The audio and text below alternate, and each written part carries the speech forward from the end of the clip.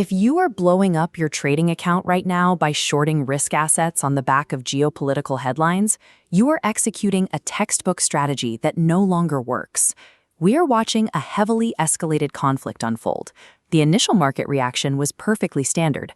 Panic hit the trading desks, and traditional equities took a sharp, immediate dive. But right in the middle of that exact same chaos, Bitcoin surges.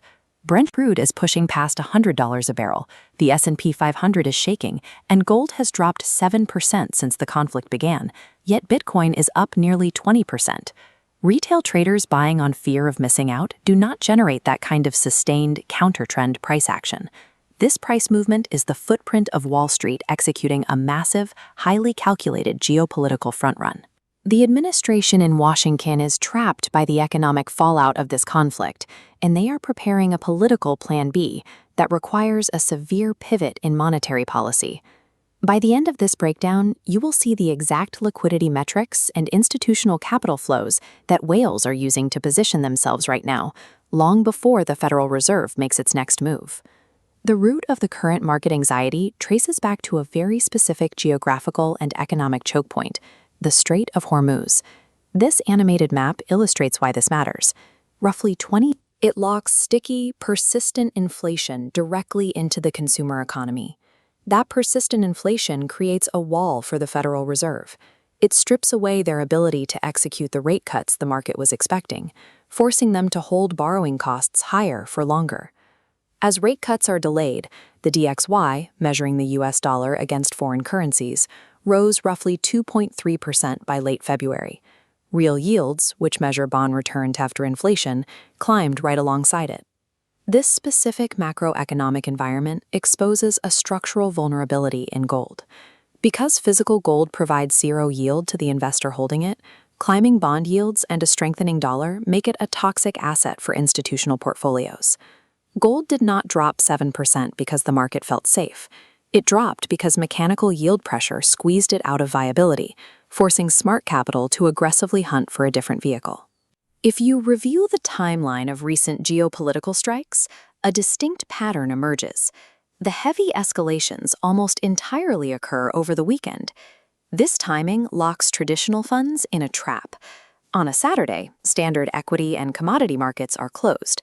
Asset managers helplessly watch the news break, but are physically unable to execute trades to hedge their exposure. Crypto is the only highly liquid global financial market that operates 24 hours a day, 7 days a week. It acts as an emergency pressure valve for capital that needs to move immediately.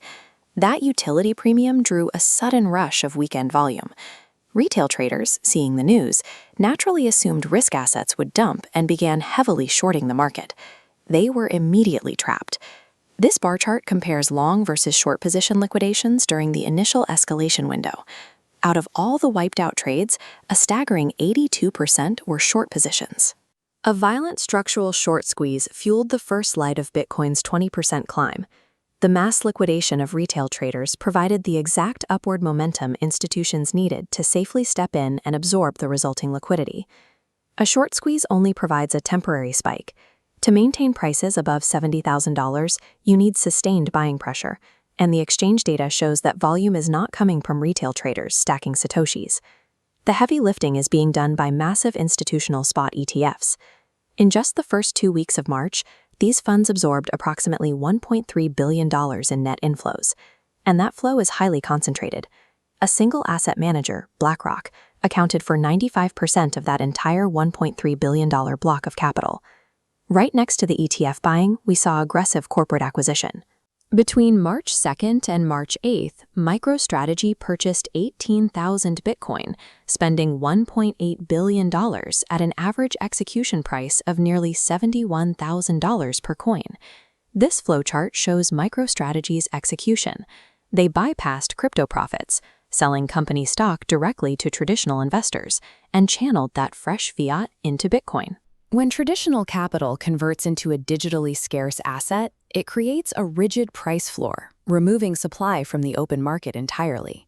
In a span of just a few days, over $2.6 billion of newly minted demand hit the market, at the exact moment that available coins on spot exchanges were rapidly depleting. Wall Street whales are accumulating at scale, pricing Bitcoin as a primary baseline asset rather than a highly correlated tech stock. Trading this specific kind of weekend geopolitical volatility requires professional-grade infrastructure. If you are trying to navigate these conditions on a retail app, you are at a mathematical disadvantage. When weekend liquidity thins out and headlines hit, substandard exchange engines widen their spreads. You will get unfairly wicked out of perfectly valid positions simply because the order book couldn't handle the localized volume. That is exactly why I use BingX for my own execution. They maintain deep liquidity pools and incredibly tight spreads, which is the baseline requirement to survive and capture profit during these sudden macro shocks.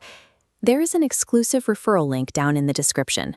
Setting up your account through that link directly unlocks specific sign-up bonuses designed to bolster your margin. More importantly, using that link gets you direct access to my personalized trading setups. It bridges the gap between tracking whale data and actually executing trades safely in real time. The institutional demand we are tracking is actively front-running the political reality that the war creates in Washington. With the November elections approaching, the math is unforgiving. A political campaign cannot survive $4 a gallon gas paired with a heavily contracting stock market. The administration needs relief. Their plan B requires forcing the economy into a sudden dovish pivot. They must actively stimulate the markets with fresh liquidity, even if inflation has not fully cooled down yet. Executing this requires extreme political pressure on the Federal Reserve. Analysts are already pointing to figures like Kevin Warsh, a former Fed governor, being floated as a potential new appointee who could aggressively steer the central bank toward cutting rates. If that pressure succeeds, it triggers a new cycle of slashed borrowing costs. The monetary spigots open, and trillions of dollars of cheap fiat liquidity flood back into the financial system.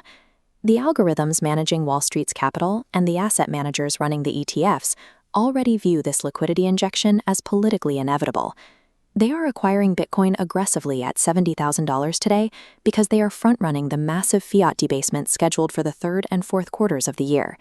The whales are looking entirely past the military conflict. They are positioning their capital to trade the central bank bailout that the conflict is actively forcing into existence. On a short-term technical basis, the market has already hunted and successfully cleared the massive cluster of liquidity that was resting at the $74,000 mark. This price chart highlights the next target. A dense pool of short liquidations is building heavy volume between the $75,000 and $77,000 levels. Once accumulation completes, the market naturally magnetizes toward these untapped pools, climbing to trigger stop losses and absorb the liquidity. The macro confirmation required to trigger that move upward depends entirely on maritime logistics. We are closely monitoring the flow of commercial oil tankers resuming passage through the Strait of Hormuz. If shipping stabilizes and the price of Brent crude drops, the immediate inflation fear subsides. That lowers the pressure on the Fed and opens the door for ETF inflows to violently surge back into the market. A cooling macro environment, combined with billions in trapped retail short positions, provides the exact high-octane fuel required to shatter the resistance at $77,000. The institutional market moves on data projections, not delayed headlines. By the time retail algorithms catch up to the news cycle, the smart money has already taken its position. Hit the subscribe button on this channel right now, and then click the link in the description to join our closed Telegram community. This is the only space where you will get real-time breakdowns of these institutional flow metrics, alongside the precise, personalized risk setups you need to trade them effectively. Do not trade the geopolitical panic. Trade the liquidity expectations that are actively front-running the money printer. Click the video on your screen right now. It details the exact risk management frameworks you need to employ so you can safely capture the upcoming Federal Reserve pivot without getting wiped out by sudden weekend volatility.